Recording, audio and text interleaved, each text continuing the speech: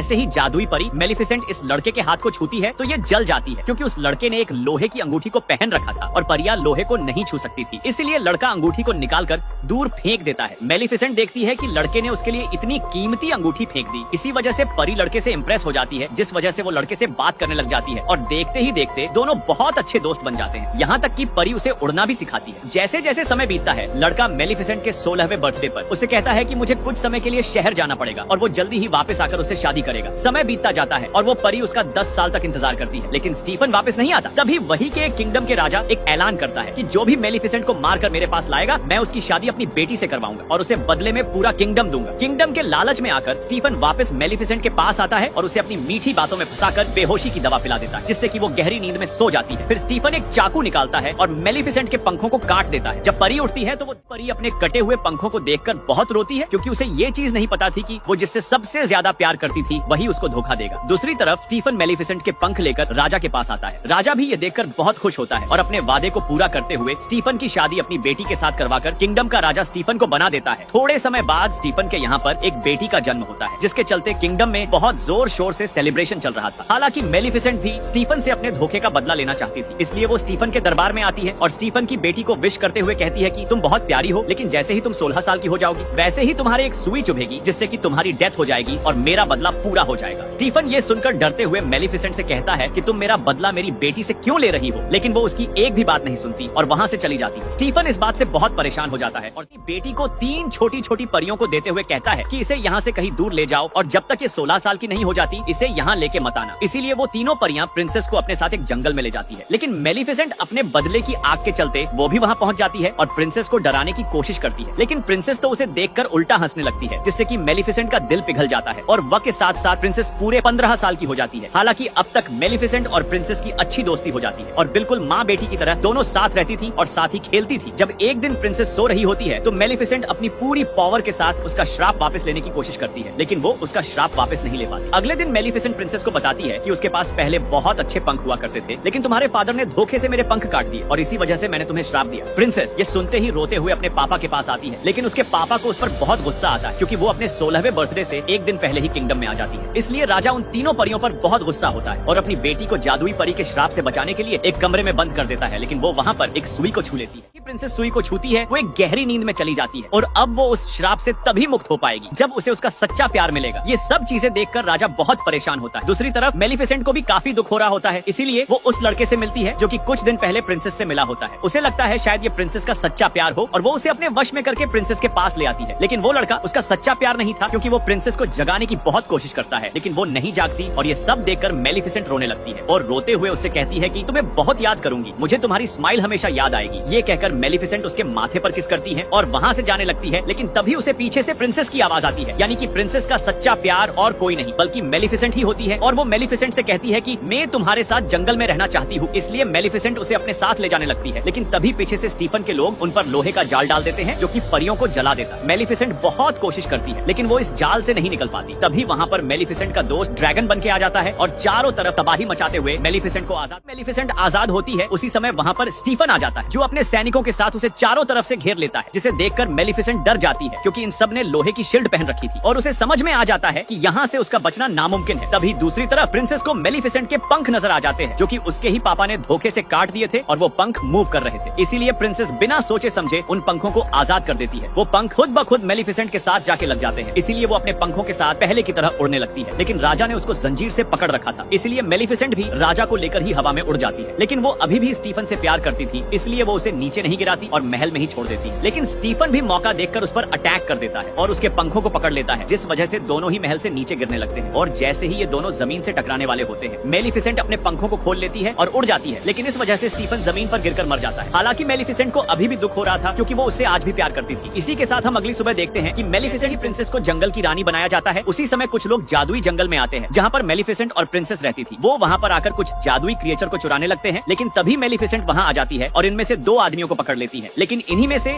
एक आदमी क्रिएचर को चुराकर दूर जंगल में भाग जाता है, जहाँ पर उसे बहुत सारे जादुई चमकीले फूल नजर आते हैं और आदमी भागते हुए किंगडम की तरफ आ जाता है। और जैसे ही वो दरवाजा खोलता है, उस दरवाजे से किसी का हाथ बाहर आता है और उससे वो क्रिएचर मांगता है, इसलिए वो चुराया हुआ क्रिएचर उसे दे देता है। हालांकि उसके कपड़े पर वही जादुई फूल भी लगा होता है। उसे भी वो महल वाला आदमी ले लेता है और इन दोनों चीजों के बदले उसे पैसे दे देता है। अगली सुबह प्रिंसेस को पता चलता है कि उनके जंगल से क्रिएचर गायब हो चुके हैं और जब प्रिंसेस उस क्रिएचर को ढूंढने जाती है तो उसे वही लड़का मिलता है जो कि पिछले पार्ट में उसे जगाने के लिए आया था। लेकिन तब तक वो उसका सच्चा प्यार नहीं था, वो भी एक प्रिंस था और बहुत टाइम से वो प्रिंसेस को पसंद करता था, इसलिए वो बिना कुछ सोचे समझे प्रिंसेस को प्रपोज कर देता है। ये देखकर वो भी बहुत खुश होती है क्योंकि वो भी फिलिप को कहीं न कहीं पसंद करती थी। लेकिन प्रिंसेस को ये चीज नहीं पता थी कि वो ऐसा करके खुद के पैर पे ही कुल्हाड़ी मार रही है। प्रिंस फिलिप अपने पेरेंट्स को बताता है कि उसे एक लड़की पसंद आ चुकी है जिससे वो शादी करना चाहता है। ये सुनकर उसके पिताजी तो बहुत खुश होते हैं, लेकिन उसकी माँ को ये चीज बिल्कुल भी पसंद नहीं आती। फिर भी वो बेटे का दिल रखते हुए प्रिंसेस को खाने पे बुलाने को कहती है। हालांकि मेलिफिसेंट को भी प्रिंसेस की ये चीजें बिल्कुल पसंद नहीं आती। वो प्रिंसेस से कहती है कि सच्चे प्यार जैसी कोई चीज नहीं होती, लड़के हमेशा धोखा देते हैं। लेकिन प्रिंसेस उसकी एक बात भी नहीं सुनती और वहाँ से चली जाती और ना चाहते हुए भी मेलिफिसेंट को प्रिंसेस की डिनर वाली बात माननी पड़ती है। लेकिन प्रिंस फिलिप की माँ डिनर वाले दिन गुस्से में एक सीक्रेट रूम में जाती है जहाँ पर वो एक अजीब से दिखने वाले आदमी से जाके बोलती है कि जल्दी अपना काम करो, हमारे पास टाइम बहुत कम है। और हमें वहीं पर वो सुई भी दिखाई देती है जिसे छूकर प्रिंसेस गहरी नींद में चली गई। और इसके अलावा वो चुराया हुआ जादुई क्रिएचर और वो चमकीला जादुई फूल भी हमें वहीं पर नजर आता है। अगले दिन प्रिंसेस और मेलिफिसेंट डिनर पर जाने के लिए तैयार हो जाते हैं, लेकिन जैसे ही किंगडम के लोग मेलिफिसेंट को देखते हैं वो डर जाते हैं और अपने हथियार निकाल लेते हैं। हालांकि मेलिफिसेंट ये सब देखकर हंसते हुए महल के अंदर चली जाती है और डिनर करने लगती है। तो रानी बार बार मेलिफिसेंट को उसका पुराना वक्त याद दिलाती है क्योंकि उसे वो दोनों बिल्कुल भी पसंद नहीं थे। लेकिन तभी मेलिफिसेंट को गुस्सा दिलाते हुए अजीब अजीब बातें करने लगती है। वो मेलिफिसेंट से कहती है कि तुम ही हो ना जिसने प्रिंसेस को श्राप दिया जिससे वो गहरी नींद में चली गई थी। ये सब सुनकर राजा अपनी बीवी से कहता है कि खामोश हो जाओ, कैसी बातें कर रही हो तुम। लेकिन रानी अपने पति की एक बात भी नहीं सुनती और मेलिफिसेंट से कहती है कि मान लो अगर मेरे बेटे की प्रिंसेस से शादी हो गई तो इसकी असली माँ कौन होगी। ये सब सुनकर मेलिफिसेंट को गुस्सा आ जाता है, इसलिए वो गुस्से में अपनी जादुई शक्तियों का इस्तेमाल करती है जिससे कि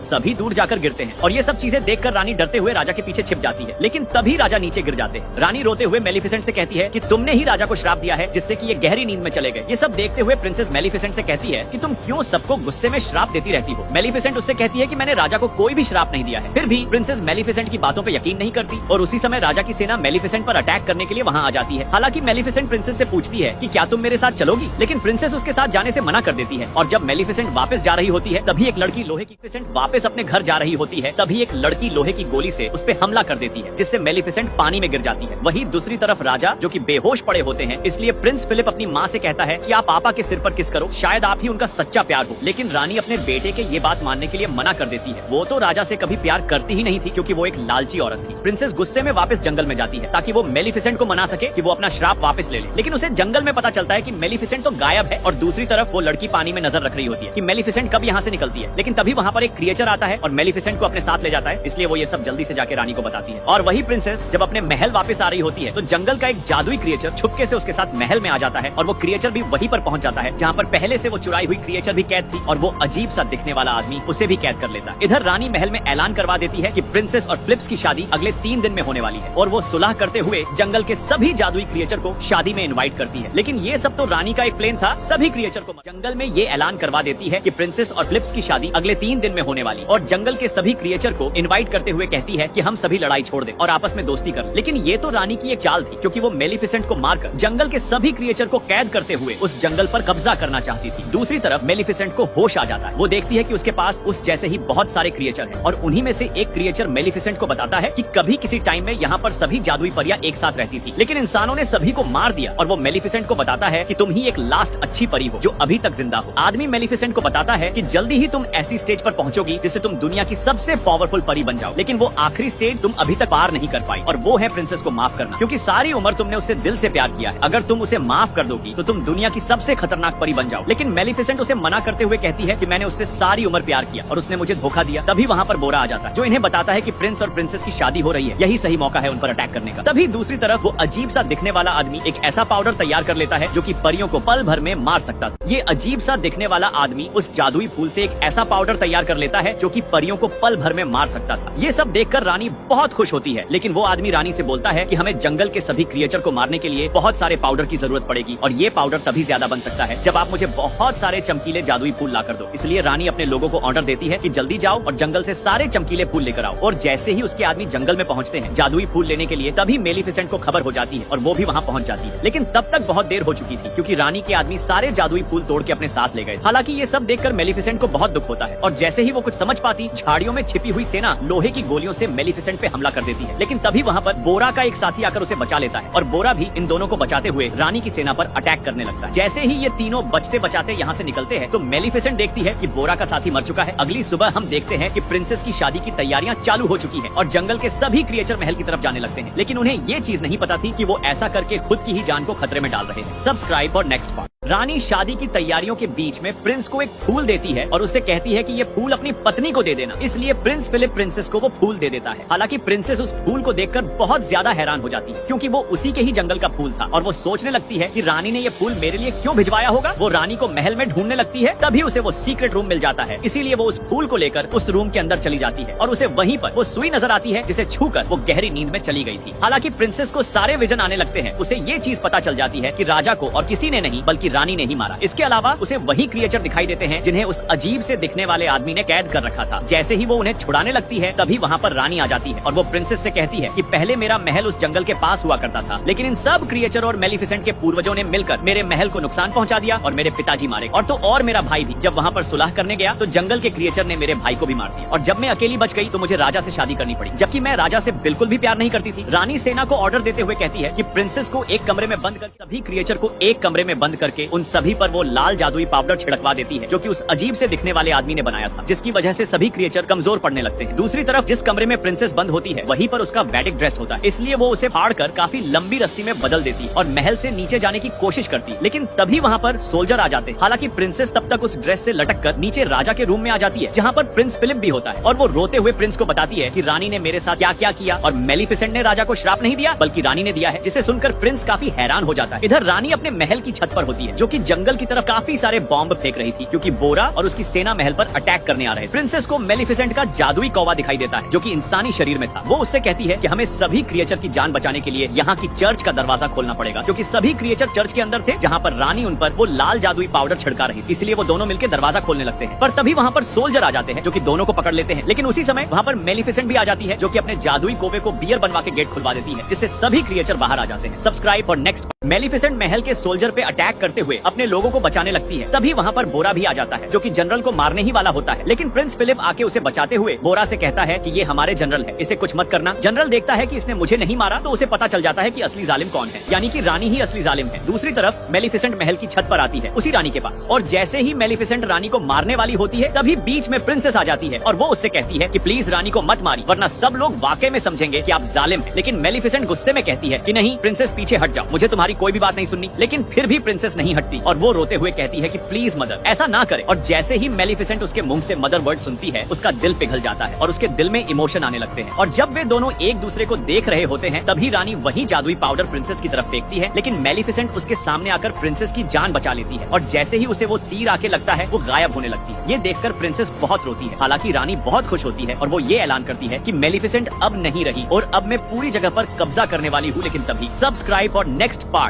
मेलिफिसेंट को जैसे ही तीर आकर लगता है, वो राख में बदलने लगती है और ये देखकर प्रिंसेस बहुत ज्यादा रोने लगती है और इसी वजह से प्रिंसेस की आंसू मेलिफिसेंट की राख पर गिर जाते हैं, जिससे मेलिफिसेंट फिर से खड़ी हो जाती है। ये सब देखकर रानी को बहुत गुस्सा आता है, इसलिए वो गुस्से में प्रिंसेस को महल से नीचे धक्का दे देती है। हालांकि मेलिफिसेंट उसे बचा लेती है। इधर प्रिंस फिलिप को भी उसकी माँ के बारे में सब कुछ पता चल चुका था, इसलिए वो मेलिफिसेंट के पास आ जाता है और मेलिफिसेंट भी उनकी शादी के लिए मान जाती है। तभी मेलिफिसेंट के पास वो छोटा आदमी भी आ जाता है, जिसने उसके क्रिएचर को कैद किया हुआ था। वो उसके क्रिएचर को छोड़ देता है और उसे वही सुई देता है जिसकी वजह से श्राप फैला था। अब सबको पता चल चुका था कि श्राप मेलिफिसेंट की वजह से नहीं बल्कि रानी की वजह से फैला है। इधर किंग भी जाग चुका था। दूसरी तरफ रानी को बोरा के लोग पकड़ लेते हैं और उसे महल से नीचे धक्का दे देते हैं। मेलिफिसेंट अपने जादू से रानी को एक बकरी में बदल देती है और महल की सारी जगह को फूलों से भर देती है। इसके बाद मेलिफिसेंट प्रिंसेस और प्रिंस की शादी करवा देती है और ये देखकर राजा भी बहुत खुश होता है और सभी क्रिएचर उनके लिए तालियां बजा रहे थे। इसी के साथ ये मूवी यहीं पे ही खत्म होती है। इसी तरह के कंटेंट